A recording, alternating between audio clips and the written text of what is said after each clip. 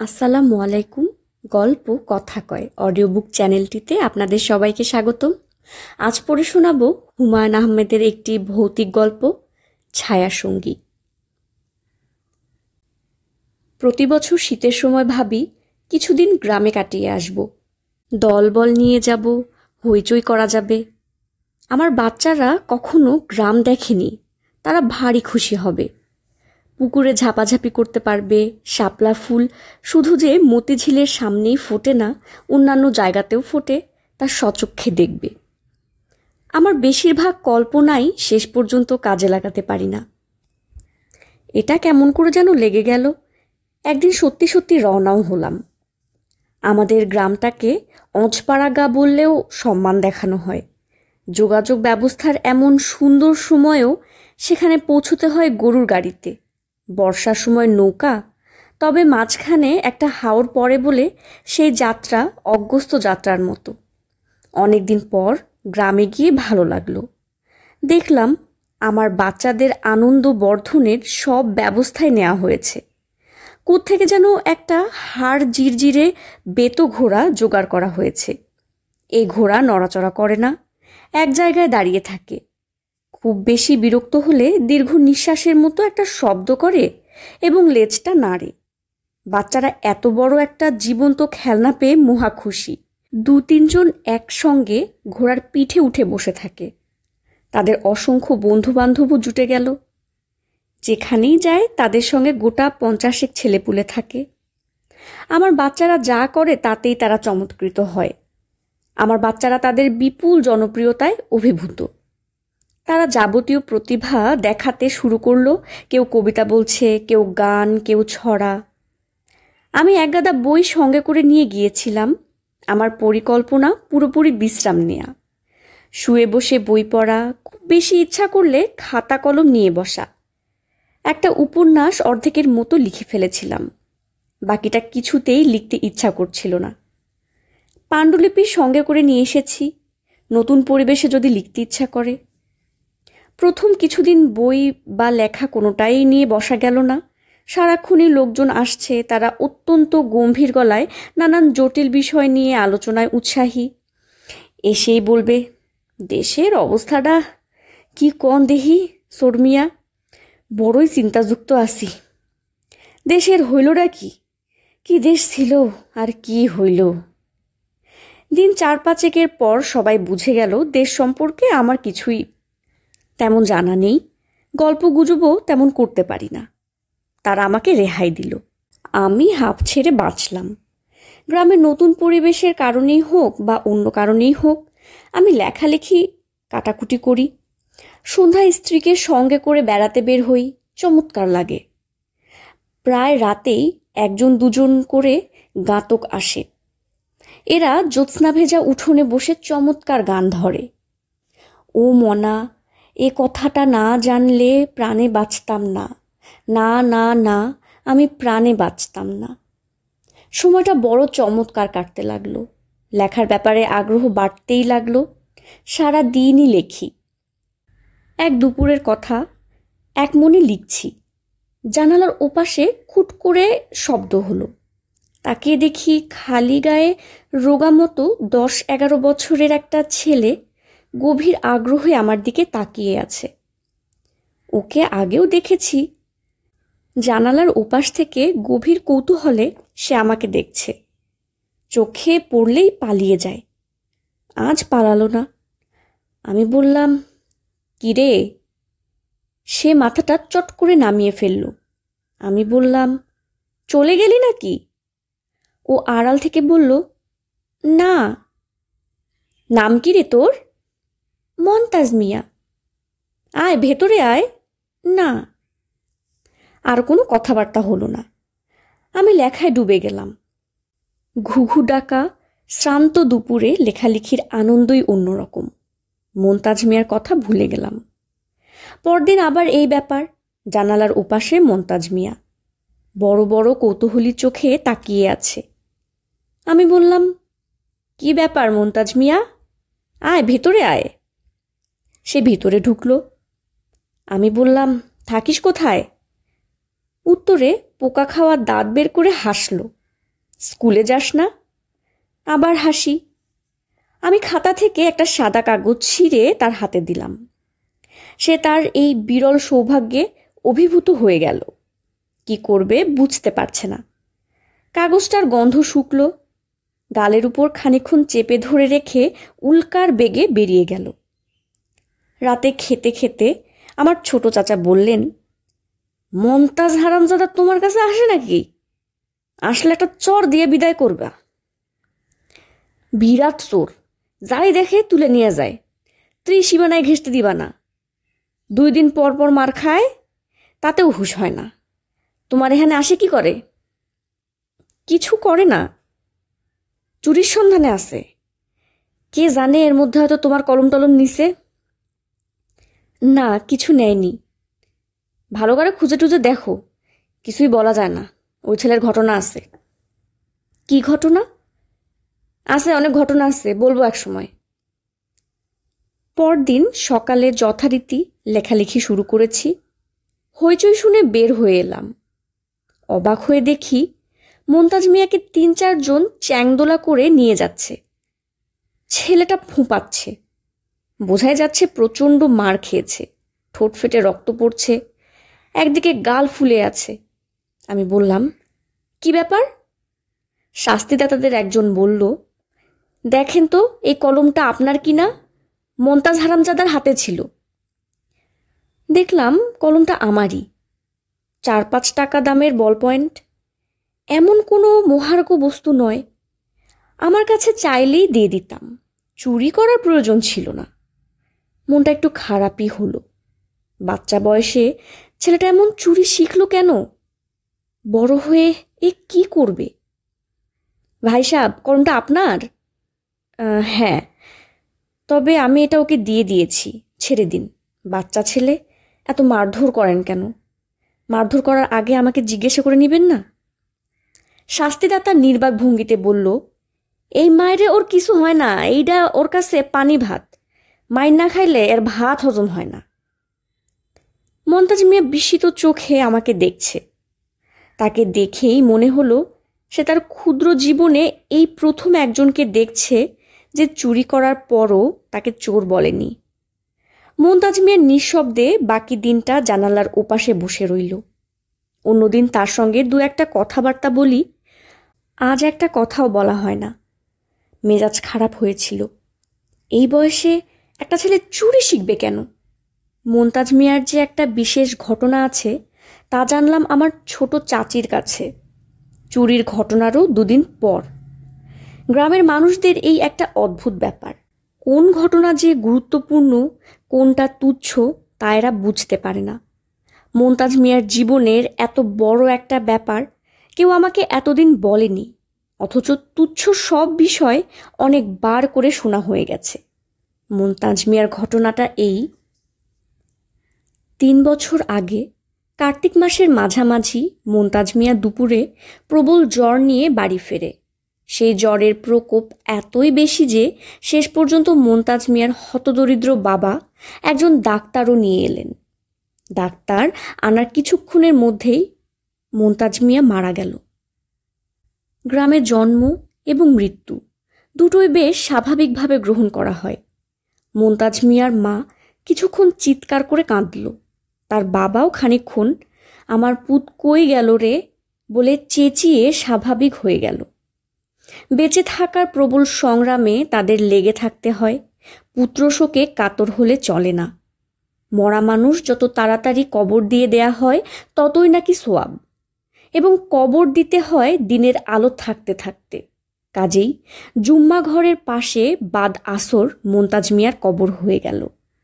সব কিছুই ঘটল খুব স্বাভাবিকভাবে। অস্বাভাবিক ব্যাপারটা শুরু হলো দুপুর রাতের পর, যখন মমতাজ মিয়ার বড় বোন রহিমা কলমাকান্দা থেকে উপস্থিত হলো। কলমাকান্দা এখান থেকে 21 মাইল। এই দীর্ঘ পথ একটি গর্ভবতী মহিলা পায়ে হেঁটে চলে এলো এবং বাড়িতে পা দিয়েই চেঁচিয়ে বলল, তোমরা করছো কি?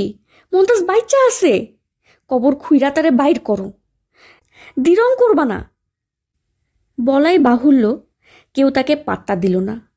শোকে দুঃখে মানুষের মাথা খারাপ হয়ে যায়।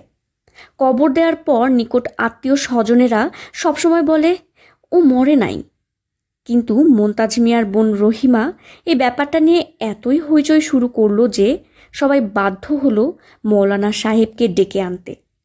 রহিমা মৌলানা সাহেবের পায়ে গিয়ে পড়ল, কাঁদতে কাঁদতে বলল, মোন্তাজ বাচ্চা আছে, আপনি এরে বাঁচান।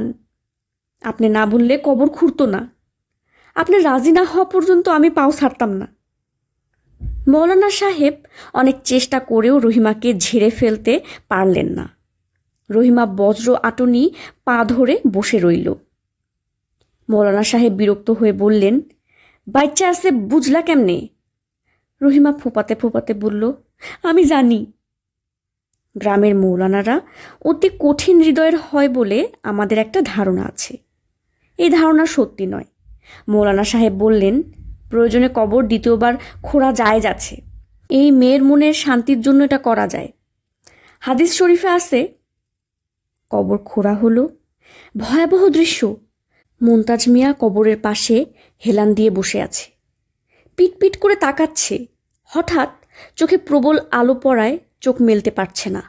কাফনের কাপড়ের একখণ্ড লুঙ্গির মতো পেঁচিয়ে পড়া, অন্য দুটি খণ্ড সুন্দর করে ভাঁজ করা।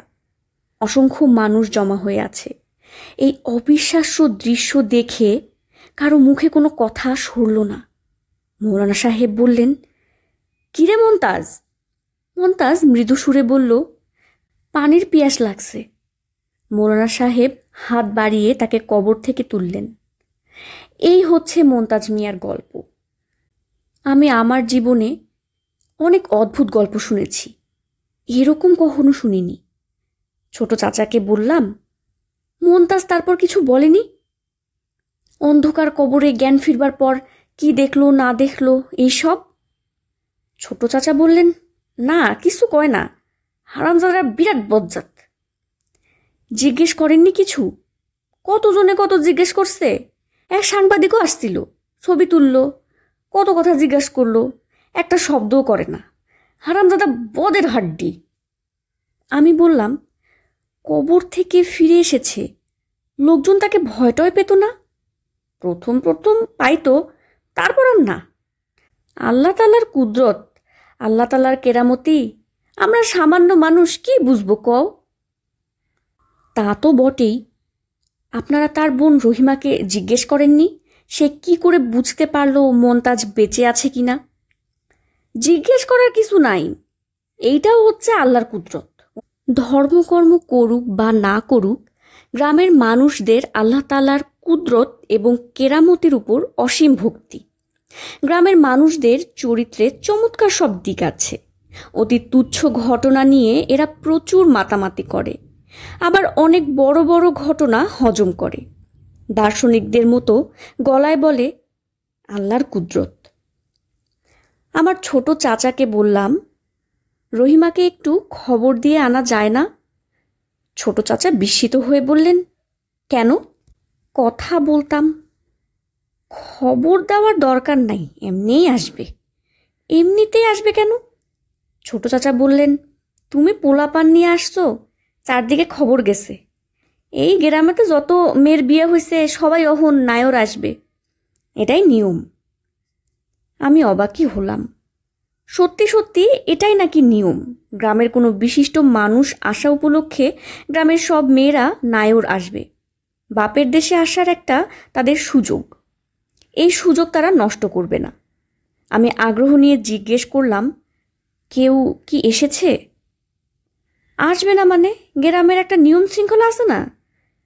আমি ছোট চাচাকে বললাম, আমাদের উপলক্ষে যেসব মেয়েরা নায়র আসবে তাদের প্রত্যেককে যেন একটা করে দামি শাড়ি উপহার হিসেবে দেওয়া হয়। একদিন খুব যত্ন করে দাওয়াত খাওয়ানো হয়। ছোট চাচা এটা পছন্দ করলেন না, তবে তার রাজি না হয়েও কোনো উপায় ছিল না। আমাদের জমি জমা তিনি দীর্ঘদিন ধরে ভোগ দখল করেছেন।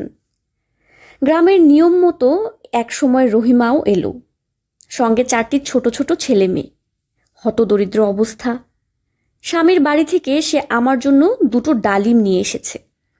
আমার স্ত্রী তাকে খুব যত্ন করে খাওয়ালো। খাওয়ার শেষে তাকে শাড়িটি দেয়া হলো। মেয়েটি অভিভূত হয়ে গেল। এরকম একটা উপহার বোধহয় তার কল্পনাতেও ছিল না। তার চোখ দিয়ে টপ টপ করে পানি পড়তে লাগলো। আমি তাকে আমার ঘরে ডেকে নিলাম। কোমল গলায় বললাম, কেমন আছো রহিমা? রহিমা ফিসফিস করে বলল, ভালো আছি ভাইজান। শাড়ি পছন্দ হয়েছে? পছন্দ হইব না? কি কন ভাইজান, অত দামি জিনিস কি আমার কোনো দিন চোখে দেখছি? তোমার ভাইয়ের ব্যাপারে জানতে চাচ্ছিলাম। তুমি কি করে বুঝলে ভাই বেঁচে আছে? রহিমা অনেকক্ষণ চুপ করে থেকে বলল, কি কইরা বুঝলাম আমি নিজেও জানি না ভাইজান। মৃত্যুর খবর শুই না দৌড়াইতে দৌড়াইতে আসছি। বাড়ির উঠানে পাও দিতেই মনে হইল মন্তাজ বাইচ্চা আছে। কি জন্যে মনে হলো জানি না ভাইজান, মনে হইল। এইরকম কি তোমার আগেও হয়েছে? মানে কোনো ঘটনা আগে থেকে কি তুমি বলতে পারো? জি না। মন্তাজ তোমাকে কিছু বলেনি? জ্ঞান ফিরলে সে কি দেখলো বা তার কি মনে হলো? জি না। জিজ্ঞেস করনি? করছি, হারামজাদা কথা কয় না। রহিমা আরও খানিকক্ষণ বসে পানটান খেয়ে চলে গেল। আমার টানা লেখালেখিতে ছেদ পড়ল। কিছুতেই আর লিখতে পারি না।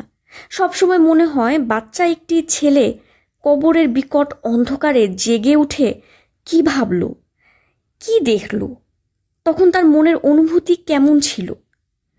মন্তাজ মিয়াকে জিজ্ঞেস করতে ইচ্ছে করে, আবার মনে হয় জিজ্ঞেস করাটা ঠিক হবে না।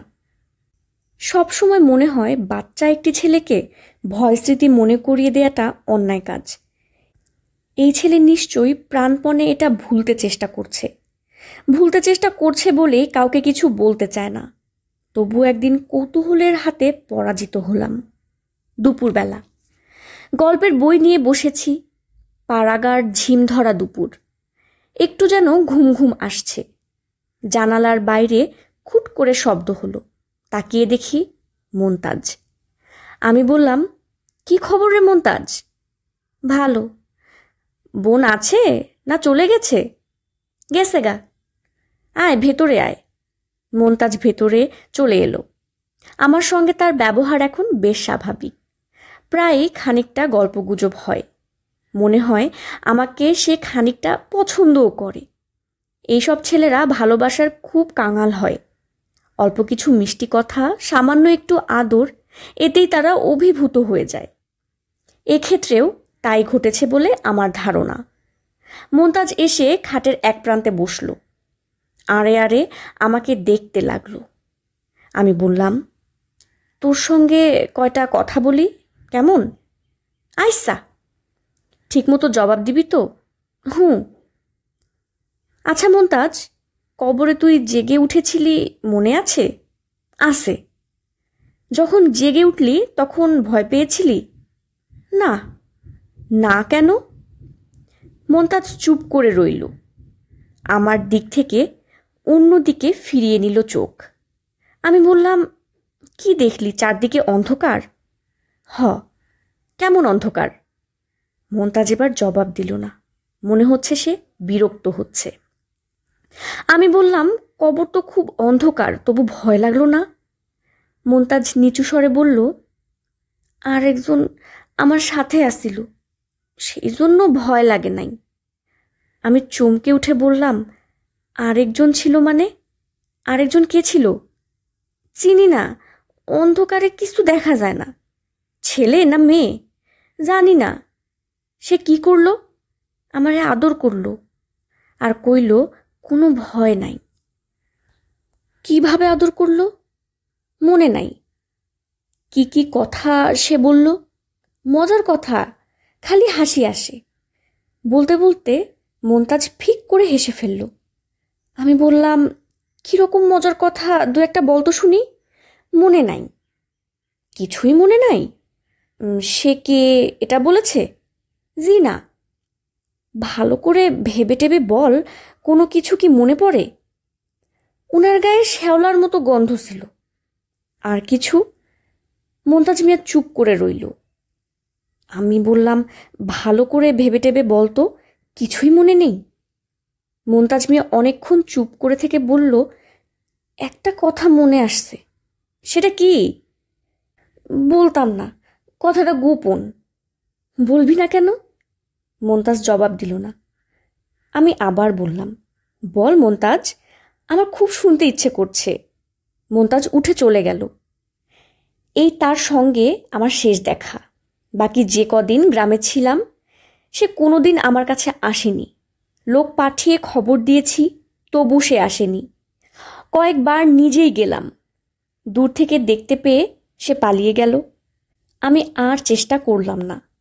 কিছু রহস্য সে তার নিজের কাছে রাখতে চায়, রাখুক, এটা তার অধিকার। এই অধিকার অনেক কষ্টে সে অর্জন করেছে। শ্যাওলাগন্ধি সেই ছায়াসঙ্গীর কথা আমরা যদি কিছু নাও জানি, তাতেও কিছু যাবে না, আসবে না।